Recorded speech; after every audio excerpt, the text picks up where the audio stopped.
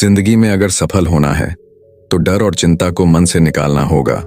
और इसे कैसे मन से निकालना है और बड़ी से बड़ी सफलता आनंद और खुशी के साथ कैसे प्राप्त करनी है, इस विषय पर हम आज एक अद्भुत कहानी आपको सुनाएंगे। तो चलिए शुरुआत करते हैं। दोस्तों, एक गुरु का एक शिष्य बड़ा ही मस्त मौला था। उसे किसी चीज की कोई फिक्र नहीं थी।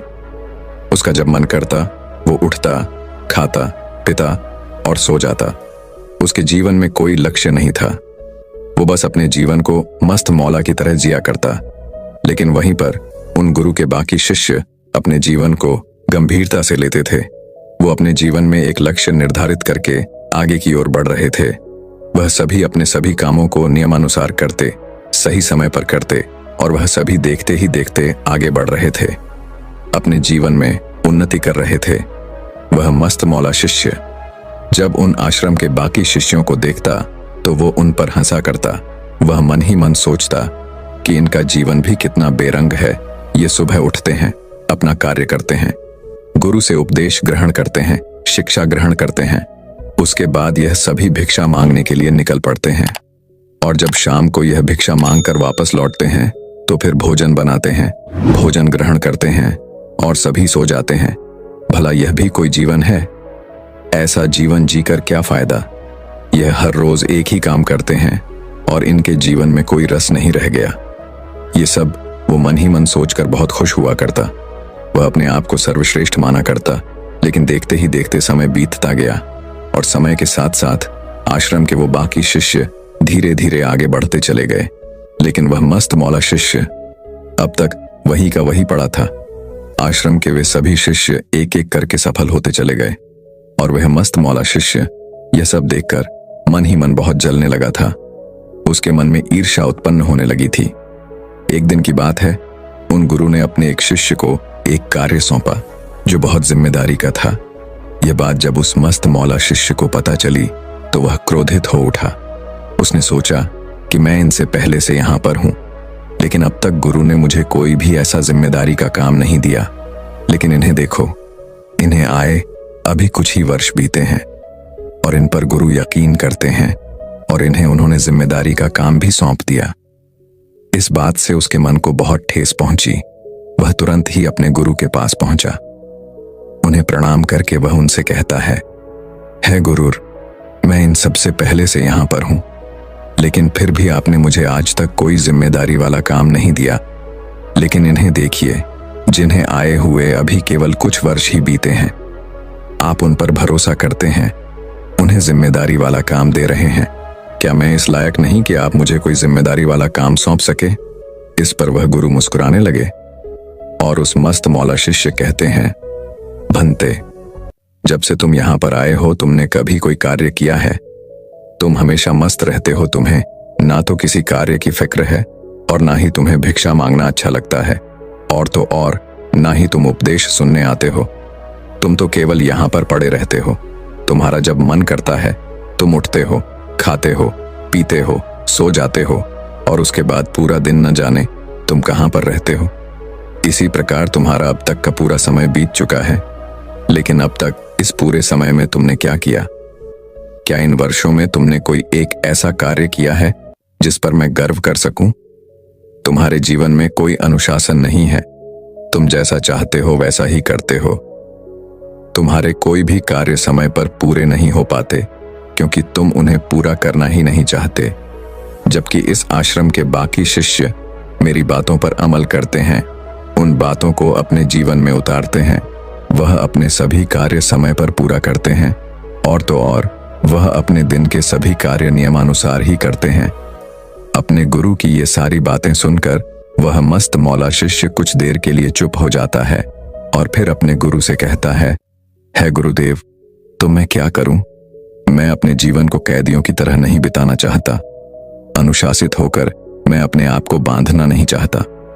एक अनुशासित व्यक्ति अपने जीवन में एक ही कार्य को हर रोज दोहराता रहता है और यह कितना उभाव है। इसमें कोई रस नहीं रहता, इसमें कोई आनंद नहीं है।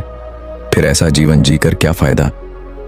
तभी वह गुरु कहते हैं, भंते, अनुशासन हमेशा से सफलता का मूल मंत्र रहा है। जो व्यक्ति अनुशासित नहीं होता या जो व्यक्ति अपने आप पर काबू नहीं करता, अपने आप पर काबू नहीं रखता, वह जीवन के किसी भी क्षेत्र में सफल नहीं हो सकता। अनुशासन का दूसरा नाम साधना तपस्या है। अनुशासन का पालन करना भले ही थोड़ा मुश्किल है, लेकिन मानव जीवन के लिए सफलता का मुख्य मार्ग यही है। अनुशासन का अर्थ है किसी भी क्षेत्र में या जनजीवन में नियमों का पालन करना, समय का पाबंद होना तथा अपने आप के लिए पूरी तरह से समर्पित होना, हमेशा अपने काम को सही ढंग और सही समय पर पूरा करना। लेकिन आजकल हर किसी को यह भ्रम होता है कि अनुशासन में रहने से उनकी आजादी खत्म हो जाती है और जिंदगी में कोई रस नहीं रह जाता। लेकिन वास्तविकता ठीक इसका उल्टा है। जिन लोगों का खुद पर नियंत्रण नहीं होता, जो लोग खुद पर काबू नहीं रख पाते, वे लोग निर्णय लेने में अत्यधिक गंभीर हो जाते हैं और ऐसे समय पर उनका निर्णय ज्यादातर गलत ही साबित होता है। लेकिन जो लोग खुद पर काबू रखते हैं, जिनका खुद पर नियंत्रण होता है, वे लोग निर्णय लेने के समय पर गंभीर ना होकर सामान्य स्थिति में रहते हैं, जिस कारण उनके अधिकांशतः फैसले सही साबित होते हैं। वे ज्यादा खुश रहते हैं और परेशानियों से निपटने में भी वो सक्षम होते हैं। तभी वो मस्त मौला शिष्य अपने गुरु से कहता है गुरुवार, यदि आपकी सारी बातें सच है तो फिर अब मुझे क्या करना चाहिए? मैं किस तरह से अपने आप पर नियंत्रण पा सकता हूं? मैं किस तरह से अपने जीवन में किसी लक्ष्य को पा सकता हूं? कृपया करके मुझे सही मार्ग दिखाइए। इस पर वह गुरुवर अपने मस्त मौला शिष्य से कहते हैं, मैं तुम्हें आज कुछ ऐसी आदतें बताने जा रहा हूं जिसे यदि तुमने अपने जीवन में उतार लिया, जिसका तुमने नियमित तौर पर पालन किया, तो तुम अवश्य ही अपने जीवन में कुछ बड़ा हासिल कर पाओगे और तुम्हारा जीवन भी पूरी तरह से बदल जाएगा। तुम अपने जीवन पर काबू कर सकोगे, तुम अपने आप पर नियंत्रण पा सकोगे और जो भी फैसले तुम लेना चाहो उसे सटीक ले पाओगे। आगे वह गुरुवर उस मस्त बोला शिष्य को पहली आदत बताते हुए कहते हैं, खुद को समझो। अनुशासन में कैसे रहें? खुद को अनुशासित करने के लिए दूसरों को समझना होगा। आप दूसरों को उस वक्त तक नहीं समझ सकते जब तक कि आप खुद को ना समझ लें। जब हम खुद को समझ जाते हैं तो आप में दूसरों को समझने की शक्ति पैदा हो जाती है और फिर तुम दूसरों को भी समझ सकते हो। इसके लिए तुम्हें ध्यान करना आवश्यक है। तुम जितना ध्यान करोगे उतना तुम्हारा मन एकाग्र होगा और तुम ध्यान में उतरते चले जाओगे। फिर कुछ समय बाद तुम्हारा मन खाली होने लगेगा, जिस कारण तुम खुद को समझ पाओगे, अपने भीतर झांक पाओगे। इन सभी के अलावा तुम कुछ वक्त अपने साथ बिता सकते हो, योगा कर सकते हो, विचार कर सकते हो, अपने आप से बातें कर सकते हो। अपने आप के अंदर झांक कर देखो कि तुम्हारे अंदर क्या अच्छाइयां हैं और क्या बुराइयां हैं, तुम्हें क्या पसंद है और क्या नापसंद है। और जब तुम अपने बारे में अच्छी तरह जान जाओगे, तुम्हें पता चल जाएगा कि तुम्हारे अंदर क्या कमियां हैं, तो तुम उन कमियों को दूर करने का प्रयास कर सकते हो, उन पर काबू पा सकते हो और अपने आप को हर रोज बेहतर बना सकते हो। आगे वे गुरु उस मस्त मौला शिष्य से कहते हैं, स्वस्थ खाओ। खुद को अनुशासित करने का अर्थ केवल यह नहीं है कि तुम्हें काम करना है, बल्कि तुम्हें अच्छा खाना भी खाना है। तुम्हें खाने पीने पर ध्यान देना आवश्यक है। तुम्हें स्वस्थ खाना खाना चाहिए। जैसे जैसे दिन गुजरते जाते हैं, हमारे शरीर की ऊर्जा कम होती जाती है। इसके लिए हमें खाने का विशेष ध्यान देना चाहिए, अच्छी आदतें डालनी चाहिए। यदि तुम स्वस्थ खाना खाओगे, तभी तुम्हारे भीतर सही ऊर्जा उत्पन्न हो पाएगी और फिर तुम्हारे पास दिन भर ध्यान केंद्रित करने के लिए काफी ऊर्जा होगी, जिससे तुम लंबे समय तक अनुशासित रह पाओगे। आपने देखा होगा कि आपके आसपास ऐसे कई सारे लोग होंगे जिनका मोटापा दिन ब दिन बढ़ता जा रहा है और वह कई तरह की बीमारियों के शिकार भी हो चुके हैं और उन्हें डॉक्टरों ने मना भी किया होगा कि आपको ये सारी चीजें नहीं खानी है, लेकिन उसके बाद भी उनका खुद पर नियंत्रण नहीं रहता, क्योंकि वह उन चीजों के आदी हो चुके हैं, क्योंकि वे लोग केवल स्वाद के लिए भोजन करते हैं। इसलिए यदि तुम खुद अनुशासित होना चाहते हो तो सबसे पहले अपने खाने पर नियंत्रण रखो, जो बहुत जरूरी है, और केवल उन्हीं चीजों का सेवन करो जो तुम्हारे स्वास्थ्य के लिए अच्छे हों। और यदि आप कुछ समय के लिए उन चीजों को रोक भी देते हैं तो आप बड़ी आसानी से उन आदतों को फिर बना सकते हैं।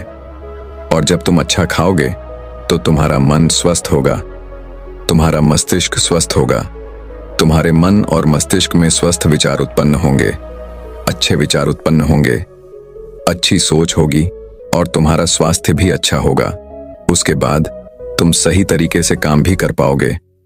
लेकिन यहां पर एक और चीज तुम्हें ध्यान देने की आवश्यकता है कि तुम्हें अपने भोजन को स्वस्थ खाना खिलाने के साथ साथ अपने दिमाग और अपने मन को भी स्वस्थ भोजन ही खिलाना है।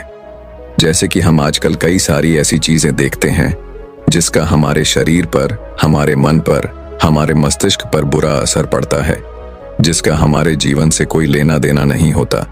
फिर भी हम उन चीजों को केवल मजे के लिए देखते हैं, तो उन चीजों का सेवन आज से बंद कर दें, क्योंकि वह चीजें आपको जीवन में कोई लाभ नहीं देने वाली। उससे अच्छा है कि आप अपनी आंखों को, अपने मन को, अपने मस्तिष्क को ऐसा आहार प्रदान करें जिससे कि आपका मन, मस्तिष्क सब स्वच्छ हो जाए, ऊर्जा से भरपूर हो जाए।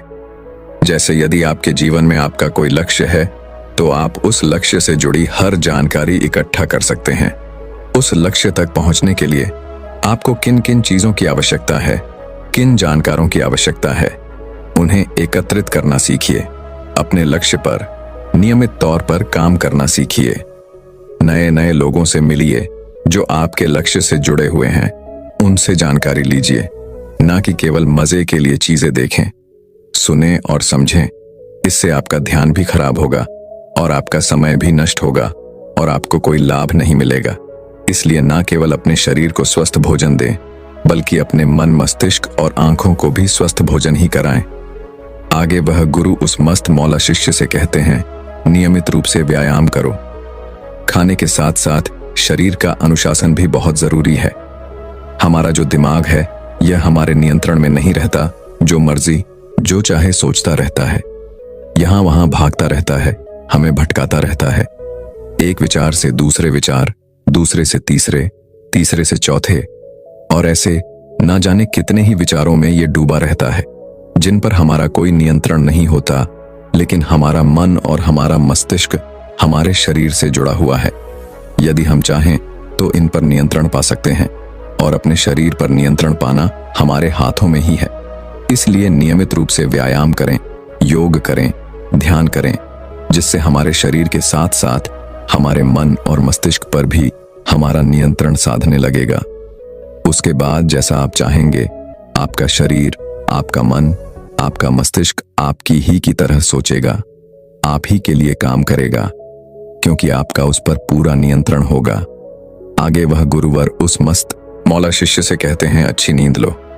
आजकल आपने देखा होगा कि आपके आसपास ऐसे कई सारे लोग आपको मिलेंगे जो रात को देरी तक स्मार्टफोन चलाते रहते हैं, जिस कारण वो रात को देरी से सोते हैं और उनकी नींद भी देरी से खुलती है, जो हमारे शरीर के लिए, हमारे लिए बहुत हानिकारक है, जिससे हमारी दिनचर्या बिगड़ जाती है और हमारा मस्तिष्क कभी सही ढंग से काम नहीं कर पाता। और तो और इससे हमारे शरीर पर भी बुरा असर पड़ता है। आपने देखा होगा कि जब आप रात को देरी से सोते हैं तो सुबह उठने के बाद आपके सर में दर्द होता है, आपका शरीर सही ढंग से काम नहीं कर पाता। कभी आपको पेट दर्द की शिकायत होती है तो कभी आपके वजन दर्द की शिकायत होती है। इसलिए खुद अनुशासित होने के लिए आपको सोने का समय तय करना ही चाहिए। सही समय पर सोएं, सही समय पर उठें, ताकि आपको रात में नींद अच्छी आए और जब आप सुबह उठे तो आपका शरीर पूरी तरह से तैयार हो, आपका मन, आपका दिमाग केंद्रित हो और आप किसी भी काम को पूरी स्फूर्ति और पूरी चुस्ती के साथ कर सकें, अपने काम पर ध्यान केंद्रित कर सकें, अपने कामों पर मन लगा सकें। आगे वह गुरुवर उस मस्त मौला शिष्य से कहते हैं, अपनी दिनचर्या का पालन करो। जब हम अपने दिनचर्या का पालन करते हैं तो कठिन से कठिन कार्य भी आसान हो जाते हैं। जिन कार्य को करने में हमारा मन नहीं लगता, जो कार्य हमें बहुत कठिन लगते हैं, वो कार्य भी बड़ी तीव्रता और आसानी से हो जाते हैं। आपने देखा होगा कि हम अधिकांशतः किसी भी कार्य को करने से पहले यह सोचते हैं कि आज हमारा मन नहीं कर रहा, और यदि आप उस कार्य को अपने मन पर छोड़ देंगे तो वह कार्य कभी पूरा नहीं होने वाला। लेकिन यदि आप नियमित तौर पर उस कार्य को करते रहते हैं तो आप अवश्य ही उस कार्य को पूरा कर लेंगे, और ना ही वो काम आप पर कभी बोझ बनेगा और ना ही उस कार्य को न करने का आप पर कोई बुरा प्रभाव पड़ेगा। जैसे कि यदि आपने एक नियम बनाया है कि आप एक निश्चित समय पर पढ़ेंगे, तो आपको पढ़ना ही चाहिए, जिससे आपका हर कार्य समय पर पूरा होता है और आपका मन भी उस कार्य में जरूर लगता है और आपके सारे काम भी बड़ी आसानी से होने लगते हैं। फिर वो कार्य चाहे कितना भी उभाव क्यों ना हो। और दिनचर्या हमारे आत्म अनुशासनहीनता के लिए बहुत जरूरी है। इसलिए आज से ही आप अपने दिन में हर एक चीज के लिए दिनचर्या बनाना शुरू कीजिए, जिससे आपका जीवन अनुशासित हो सके कि आप कौन से काम को किस समय पर पूरा करना चाहते हैं और उस कार्य को उस समय पर पूरा करने का हर मुमकिन प्रयास करें। फिर चाहे आपका मन कर रहा हो या ना कर रहा हो, उस कार्य को आपको समय पर पूरा करना ही है। यदि आप अपनी दिनचर्या का पालन नहीं करेंगे तो आप अपने जीवन में कभी सफल नहीं हो पाएंगे। इसीलिए अपने दिनचर्या का पालन करना आवश्यक है, अनुशासित होना आवश्यक है। मान लीजिए कि आज आप में से कई सारे लोग इस वीडियो को देखने के बाद बहुत खुश हो जाते हैं और अपनी दिनचर्या बना भी लेते हैं, और 1 दिन, 2 दिन या 3 दिन उस दिनचर्या का पालन करने के बाद वो अगले दिन से उसे छोड़ देते हैं, तो उनके जीवन में कोई बदलाव नहीं आने वाला। मेरी एक बात हमेशा याद रखिएगा कि बुरी आदतें बहुत आसान होती हैं, जो हमें हमेशा पीछे की ओर खींचती हैं, जो हमें सुख दिखाती हैं, आनंद दिखाती हैं, लेकिन वह सुख व आनंद केवल कुछ समय के लिए है। और यदि आप अपनी दिनचर्या का लगातार पालन करते हैं तो आप आगे चलकर उससे कहीं ज्यादा सुख और उससे कहीं ज्यादा आनंद प्राप्त करेंगे। अच्छी आदतों को अपनाने में थोड़ा समय लगता है, थोड़ी मुश्किलें भी आती हैं। आपने सुना होगा कि जो रास्ता शुरू में कठिन होता है वो रास्ता आगे चलकर आसान हो जाता है, और जो रास्ता शुरू में आसान होता है वह आकर चलकर कठिन हो जाता है। इसलिए आप कौन सा रास्ता चुनना चाहते हैं, ये आप पर निर्भर करता है। आगे वह गुरुवर उस मस्त मौला शिष्य से कहते हैं, अपने लक्ष्य खुद तय करो। दोस्तों, अक्सर यह होता है कि हम अपने जीवन में कई प्रकार के लक्ष्य निर्धारित करते हैं, लेकिन हम अपने आलस के कारण, अपनी खराब दिनचर्या के कारण उन लक्ष्यों को बीच में ही छोड़ देते हैं। हम चाहते हैं कि वो लक्ष्य हमारे लिए कोई और पूरा करे, लेकिन क्या ऐसे में आपका वो सपना पूरा हो सकता है? जब कोई और उस लक्ष्य को पूरा करेगा तो क्या आपको वो खुशी मिलेगी? क्या आपको वो आनंद मिल पाएगा? नहीं। जब हम अपने लक्ष्य के लिए खुद मेहनत करते हैं, उसे पाने के लिए हर मुमकिन प्रयास करते हैं, तो उसके बीच में आने वाले रुकावटों को पार करते वक्त हमें जो मजा आता है, जो आनंद आता है, वह कहीं और आपको नहीं मिलेगा। क्योंकि असली मजा मंजिल तक पहुंचना नहीं, बल्कि राहों में चलना होता है।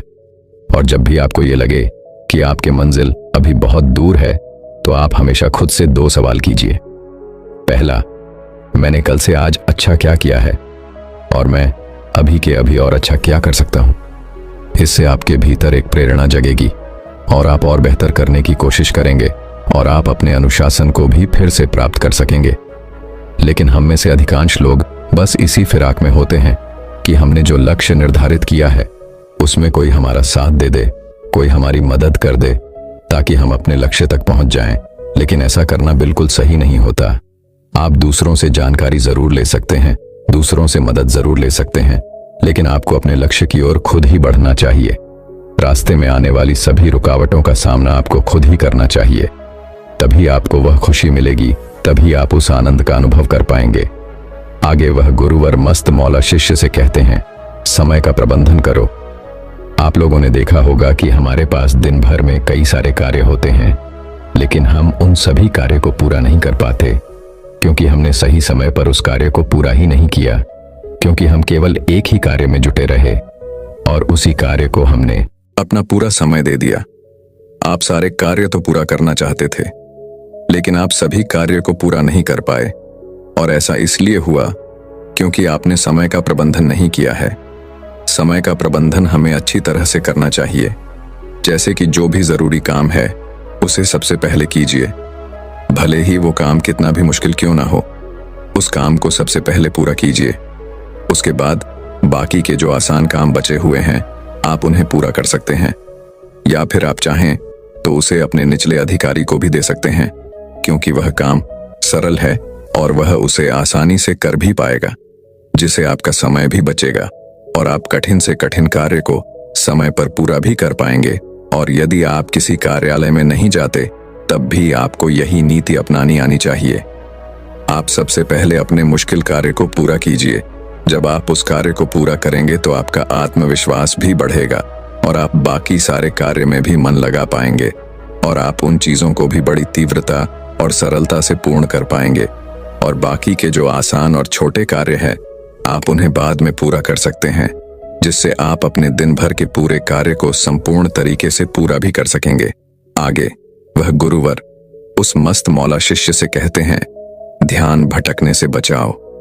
हमारा वातावरण प्रेरणा से बहुत मजबूत होता है, इसलिए अपने वातावरण को अनुशासन के हिसाब से अनुकूलित बना लीजिए। अपनी आंखों के सामने से वह हर चीज हटा दीजिए जिससे आपका ध्यान भटकता हो और आप अपने काम पर मन न लगा पाते हो। जहां भी आप काम करते हो वहां पर कम से कम चीजें रखिए जिससे आपका ध्यान ना भटक पाए। जैसे कि आपके हाथ में रखा हुआ ये फोन, जब आप काम कर रहे हो तो उस वक्त इसे अपने आप से दूर रखिए, क्योंकि आजकल सोशल मीडिया पर हर कोई ऑनलाइन रहता है और ऐसे में हर कोई आपको परेशान करने का हर मुमकिन प्रयास करता ही रहता है। जैसे कि यदि आप काम कर रहे हो और उसी समय व्हाट्सएप पर अगर कोई मैसेज आ जाए तो आप उसका रिप्लाई देने से पीछे नहीं हटने वाले, आप तुरंत ही उस फोन को उठाएंगे और रिप्लाई देना शुरू कर देंगे, जिससे आपका ध्यान भी भंग होगा और आपका काम भी पूरा नहीं हो पाएगा। इसलिए जब तक आप काम कर रहे हो तब तक इसे अपने आप से दूर रखें। और यदि आप यह नहीं कर सकते तो कम से कम इतना कीजिए कि सुबह सुबह जब आप अपना काम शुरू करते हैं तो उस वक्त अपने सामने कम से कम ऐसी चीजें रखें जो आपका ध्यान भटका सकती हो, जिससे आपका मन उस कार्य में लगेगा और धीरे धीरे आपको दिन की एक अच्छी शुरुआत मिल पाएगी। आप अपने काम में अपना मन लगा पाएंगे, उस समय पर पूरा कर पाएंगे और उससे मिलने वाली खुशी आप महसूस कर पाएंगे। आगे वह गुरुवर अपने उस मस्त मौला शिष्य से कहते हैं, अपनी योजनाओं को समाप्त करो। आप अपनी जिंदगी में कुछ भी हासिल करना चाहते हो, उसके लिए सबसे जरूरी है कि आप अपनी योजनाओं को समाप्त करो और उस पर काम करके उसे पूरी तरह से पूर्ण करो।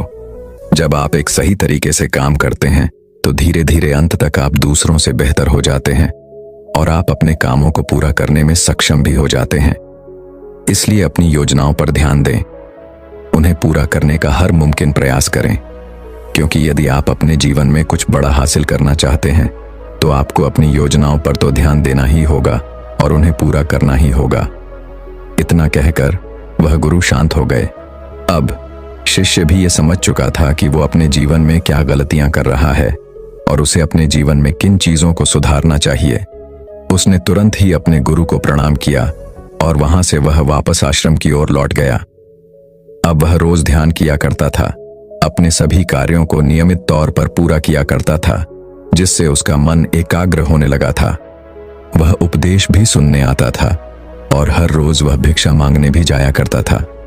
देखते ही देखते वह पूरे आश्रम में अब सबसे कुशल हो चुका था। तो दर्शकों, चलिए अब तनाव मुक्ति के ऊपर अगली रोचक कहानी की शुरुआत करते हैं।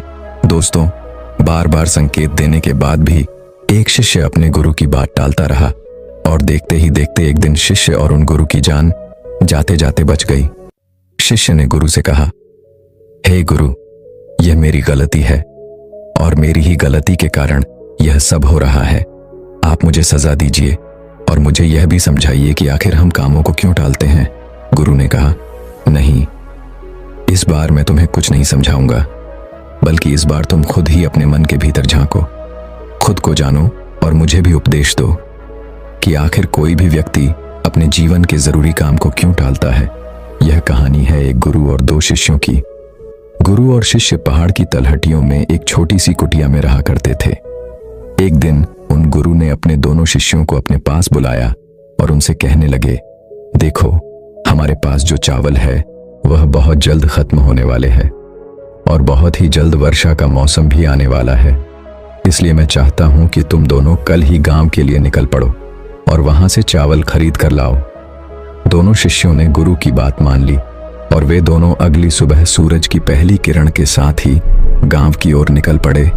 लेकिन केवल कुछ ही समय के बाद वे दोनों शिष्य वापस आश्रम लौट आए। आज शाम आने के बाद उन गुरु ने अपने उन दोनों शिष्यों से कहा, क्या बात है, तुम दोनों इतनी जल्दी कैसे लौट आए? क्या तुमने चावल लाया? इस पर उन दोनों शिष्यों ने ना में सर हिलाते हुए कहा नहीं। तभी वह गुरुवर उन दोनों शिष्यों से कहते हैं, आखिर तुम दोनों खाली हाथ क्यों लौट आए? तभी उन दोनों में से एक शिष्य कहता है, हे गुरु, गांव की ओर जाने के लिए जो नदी हमें पार करनी पड़ती है, जिस पर जो पुल बनाया गया है, वह लकड़ी का पुल पूरी तरह से जल चुका है। यदि हम उस पर चलकर जाएंगे तो इससे बहुत खतरा हो सकता है, हमारी जान भी जा सकती है। तभी वह गुरु उन दोनों शिष्यों से कहते हैं, तो क्या तुम किसी और रास्ते से गांव की ओर नहीं जा सकते थे? इस पर पहला शिष्य उन गुरु की इस बात का जवाब देते हुए कहता है, हे गुरुदेव, दूसरा रास्ता बहुत लंबा और बहुत कठिन है, और रास्ते में मैंने कई लोगों को यह कहते हुए भी सुना है कि उस पुल की मरम्मत बहुत जल्द ही हो जाएगी, और मुझे तो यही लगता है कि हमें पुल के ठीक होने का इंतजार करना ही चाहिए। पहले शिष्य का जवाब सुनकर उन गुरु ने अपने दूसरे शिष्य की तरफ देखा, जो बिल्कुल चुपचाप खड़ा था, और वह अपने गुरु की किसी भी बात का कोई जवाब नहीं दे रहा था, क्योंकि अब भी वह इस समस्या के समाधान के बारे में सोच रहा था। कुछ दिन ऐसे ही बीत गए। तभी एक दिन फिर से उन गुरु ने अपने दोनों शिष्यों से कहा, देखो, चावल बहुत जल्द खत्म होने वाले हैं, तुम दोनों को गांव की ओर निकलना चाहिए और जल्द से जल्द गांव से चावल लेकर आना चाहिए, अन्यथा हम सभी को भूखा ही सोना पड़ जाएगा। उन गुरु की आज्ञा पाकर वे दोनों शिष्य अगले ही दिन फिर से गांव की ओर निकल पड़ते हैं। कुछ ही देर बाद पहला शिष्य वापस लौट आया। जब उन गुरु ने उसके वापस आने का कारण पूछा, तब वह शिष्य उन गुरु से कहता है, हे गुरुवर, अभी तक पुल की मरम्मत का काम पूरा नहीं हुआ है, और वहां के आसपास के लोग यही कह रहे हैं कि पुल की मरम्मत का काम जल्दी पूरा हो जाएगा। क्योंकि पुल बनने का कार्य शुरू हो चुका है, इसीलिए मुझे लगता है कि हमें और थोड़ा सा इंतजार कर लेना चाहिए। अपने शिष्य के मुख से यह सुनकर वह गुरु उस शिष्य से कहते हैं, तुम्हारा गुरु भाई कहाँ है? वह कहाँ गया? इस पर वह पहला शिष्य जवाब देते हुए कहता है, हे गुरु, वह तो लंबे रास्ते की ओर गया है। वह रास्ता बहुत लंबा और कठिन है, और सबसे अजीब बात तो यह है कि हमने कभी भी उस रास्ते पर कभी सफर नहीं किया। वह रास्ता हमारे लिए अनजान भी है, जिस कारण उसे कई तरह की परेशानियां भी उठानी पड़ सकती है। वह तो बेवजह ही परेशान हो रहा है। बस 2 से 3 दिनों में फूल का काम खत्म हो जाएगा, और फिर मैं खुद जाकर गांव से चावल लेकर आ जाऊंगा। पहले शिष्य के मुख से यह सारी बातें सुनकर वह गुरु चुपचाप रहे। उन्होंने उससे कुछ भी ना कहा, और देखते ही देखते कुछ दिन और बीत गए। करीब 3 दिनों के बाद आखिरकार वह दिन भी आ गया जब चावल पूरी तरह से खत्म हो चुके थे। तभी उन गुरु ने अपने उस पहले शिष्य से कहा, तुम अभी के अभी जाओ, अन्यथा इस बरसात के मौसम में हमें भूखे पेट ही सोना पड़ेगा। उस शिष्य ने गुरु की बात मानी। वह तुरंत ही गांव की ओर चल पड़ा, और कुछ ही देर के बाद वशिष्ठ वापस लौटा। जब उन गुरु ने उस शिष्य से वापस आने का कारण पूछा, तो इस पर वह शिष्य शांत स्वरों में उन गुरु से कहता है, हे गुरुदेव, मुझे क्षमा करें। पुल तो पूरी तरह से बनकर तैयार था, लेकिन इतनी बारिश के कारण वह पुल फिर से टूट गया। उस नदी में बाढ़ आ चुकी है, चारों तरफ केवल पानी ही पानी है, और सुनने में तो यह भी आ रहा है कि जिस लंबे रास्ते की आप बात कर रहे थे, वह लंबा रास्ता भी पानी के कारण पूरी तरह से बंद हो चुका है। हे गुरुवर, मुझे क्षमा करें, मेरे ही कारण आज आपको भूखा सोना पड़ेगा। उस रात वह शिष्य और गुरुवर दोनों ही भूखे सो गए, और उस दिन के करीब 2 दिनों बाद वह दूसरा शिष्य गांव से वापस लौट आया। वह शिष्य अपने साथ चावल के साथ और भी बाकी सामान भी लेकर आया था। तभी पहला शिष्य तुरंत दौड़ता हुआ उनको रोकने पास गया और उनसे कहने लगा, हे गुरुवर, मुझे क्षमा करें, लेकिन मेरी ही गलती के कारण आपको 2 रातों तक भूखा सोना पड़ा। लेकिन अब ऐसा नहीं होगा। मेरा गुरु भाई आ चुका है, और वह अपने साथ चावल और अन्य बाकी सामग्री भी लेकर आया है। यदि वह जल्दी ही नहीं लौटा तो बहुत मुसीबत उठानी पड़ जाती। हे गुरुदेव, मुझसे बहुत बड़ी गलती हो गई, मुझे सजा दीजिए, मुझे उपदेश दीजिए। इस पर वह गुरुवर मुस्कुराने लगे और अपने उस पहले शिष्य से कहते हैं, कम से कम तुम्हें अपनी गलती का एहसास है, इससे बड़ी बात और कोई नहीं हो सकती।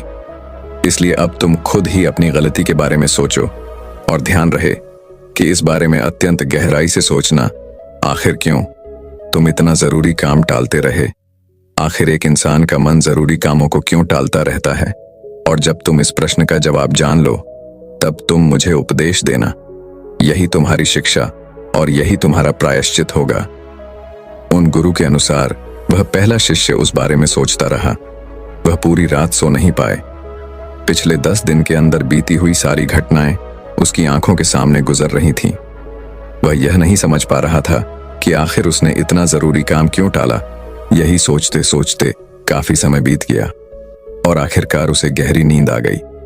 जब वह सुबह उठा तो वह सबसे पहले ध्यान करने बैठा। ध्यान करते वक्त जब उसका मन शांत हुआ तो उसके मन में एक दृश्य प्रकट हुआ। उस शिष्य ने देखा जीवन शक्ति अर्थात उसके गुरु, जो उसे बार बार यह संकेत दे रहे थे कि उठो, आगे बढ़ो, इस कार्य को पूरा करो। लेकिन वह तो केवल बाहरी कारण ही देखता रहा, अर्थात वह नदी जिसमें बाढ़ आने के कारण वह पूरी तरह से तहस नहस हो चुकी था, जिन पर कभी भी भरोसा नहीं किया जा सकता। वह तो झूठी उम्मीद लगाए बैठा था कि यह पुल जब तैयार हो जाएगा तब वह गांव जाकर चावल ले आएगा, और चावल अर्थात वह समय जो दिन ब दिन घटता जा रहा था। और आखिर में उसे यह दिखाई दिया कि मैं ही वह इंसान हूं जो अपने मन के वश में आकर इन जरूरी कार्य को टालता रहा। वह तुरंत ही ध्यान से उठा और उसने सारी बातें जाकर अपने गुरु को बताई। इस पर वह गुरु मुस्कुराने लगे और उन्होंने अपने उस शिष्य से कहा, यह तो बहुत अच्छी बात है, तुमने सूक्ष्म दृष्टि से इस ज्ञान को आयोजित किया है। शिष्य एक बार फिर से बैठकर यह सोचने लगा कि चावल लाना अत्यधिक जरूरी काम था, फिर भी मैं उस कार्य को क्यों टालता रहा। वह शिष्य एक बार फिर से ध्यान करने बैठ गया और तब उसने यह महसूस किया कि हमारा बुलबुलापन ही हमारी बुद्धि के विपरीत काम करता है और शांति में ही उत्तर प्रकट होते हैं। अर्थात जब भी हम किसी कार्य को करना चाहते हैं तो उससे पहले हम बाहरी कारण को देखते हैं, क्योंकि हमारा मन बहुत आलसी है और उसे आराम चाहिए, जिस कारण वह तरह तरह की तरकीबें खोजता है, तरह तरह के बहाने खोजता है ताकि हमें वह कार्य न करने पड़े। और इसी कारण वह तरह तरह के उत्तर भी प्रकट करता है। लेकिन जब हम शांति से एक जगह बैठ जाते हैं और उस समस्या पर विचार करते हैं तो हमें उसका उत्तर जरूर मिलता है। वह कुछ देर और इसी तरह से ध्यान में बैठा रहा। तभी उसके भीतर एक आवाज आई कि मन कठिन काम को इसलिए टालता है क्योंकि उसे अंदर ही अंदर यह लगता है कि वह इस कार्य को नहीं कर सकता। यह कार्य करके उसे कोई लाभ नहीं होने वाला, जिस कारण वह हमारे भीतर तरह तरह की तरकीबें और तरह तरह के बहाने पैदा करता है और हम उस कार्य से बचना चाहते हैं। इसी कारण हम उस कार्य को टालने लगते हैं। तभी उस शिष्य ने एक और बात का अनुभव किया। वह मन ही मन यह सोच रहा था कि जिस लंबे रास्ते की बात गुरुवर कर रहे हैं वह रास्ता तो बहुत कठिन और लंबा है। उस रास्ते पर मैं नहीं चल पाऊंगा, क्योंकि मैं मेहनत करने से बचना चाहता था। मैं उतने लंबे रास्ते से गांव जाने के लिए बचना चाहता था। कुछ देर और शांत रहने के बाद शिष्य अपने आप ही अपने मन से ही कहता है, शायद उस रास्ते पर उस जंगल से भी मुझे डर लग रहा था जहां पर चोर और जंगली जानवर रहते हैं।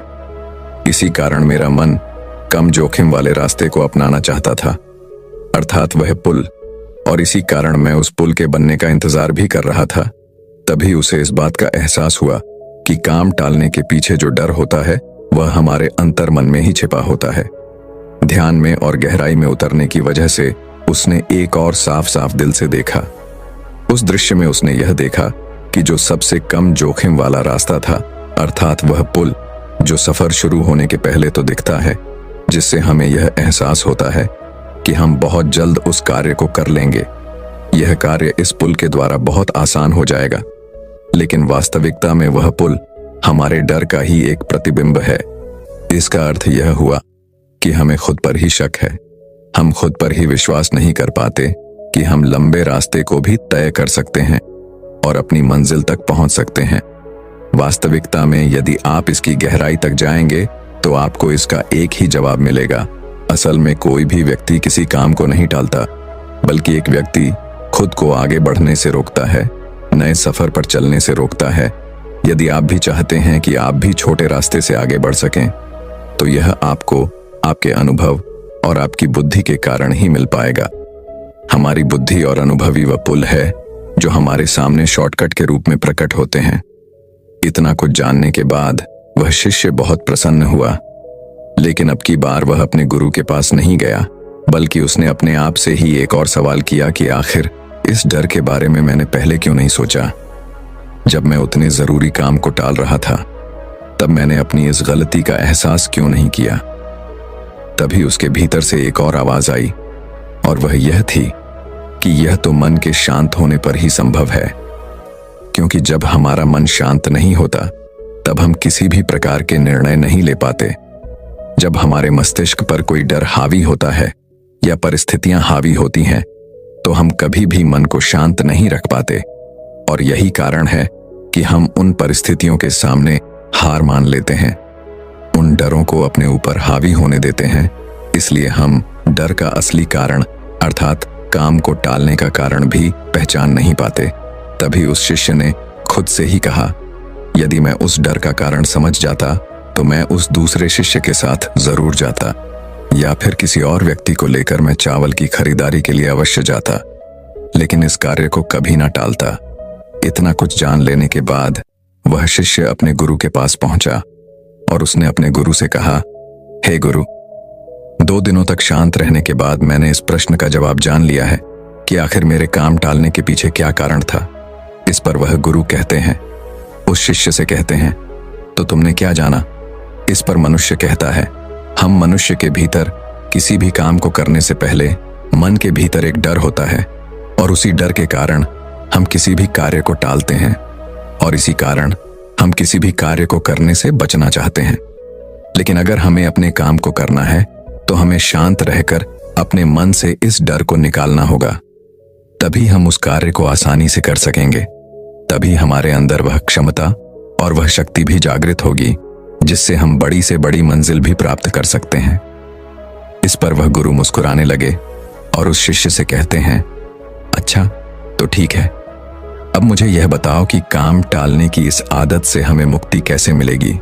गुरु का यह प्रश्न सुनकर वह शिष्य वहीं पर शांत बैठ गया, और कुछ देर शांत रहने के बाद उसने गुरु के इस प्रश्न का जवाब देते हुए कहा, हे गुरुवर, डर का असली कारण अहंकार है, और जब तक अहंकार है तब तक एक इंसान सीमित अवस्था में ही सो सकता है, और तब तक इसे किसी न किसी प्रकार का डर बना ही रहेगा, और इसी कारण कोई भी व्यक्ति अपने आप को खुद ही आगे बढ़ने से रोकता रहेगा। किंतु जितना हमारा मन शांत होता जाएगा, उतना ही हम अपने शास्त्रों के प्रति सचेत होते जाएंगे, और उतनी ही आसानी से हम अपने ऊपर हावी हुए उस डर को भी देख पाएंगे, और उतनी ही आसानी से हम उस काम को टालने से बच भी पाएंगे। अपने शिष्य के मुख से यह जवाब सुनकर वह गुरु मुस्कुराने लगे। उनके चेहरे पर एक हल्की सी मुस्कान आ गई। उसके बाद वह वहां से चले गए। वह शिष्य भी इस बात से पूरी तरह से संतुष्ट था। वह अपने जवाब से पूरी तरह से संतुष्ट था। उसने उन गुरु को प्रणाम किया और वापस अपने कमरे की ओर चल पड़ा। दोस्तों, जब हमारा अहंकार नियंत्रण में नहीं होता, तब हम भी इसी प्रकार की गलतियां करते हैं। दोस्तों, मैं उम्मीद करता हूं कि यह कहानी सुनने से आपके जीवन में अच्छे बदलाव आए होंगे। आपको इस वीडियो से क्या सीखने मिला, ये कमेंट करके जरूर बताएं, और अपने परिवार, दोस्तों या आपके करीबी इंसान के साथ ये कहानी शेयर करके उन्हें भी इस ज्ञान से परिचित करवाएं। बाकी अगर आपको ये वीडियो दिल से अच्छी लगी हो, तभी इस वीडियो को लाइक कर देना, और आपने अब तक इस चैनल को सब्सक्राइब ना किया हो तो चैनल को सब्सक्राइब भी जरूर कर देना।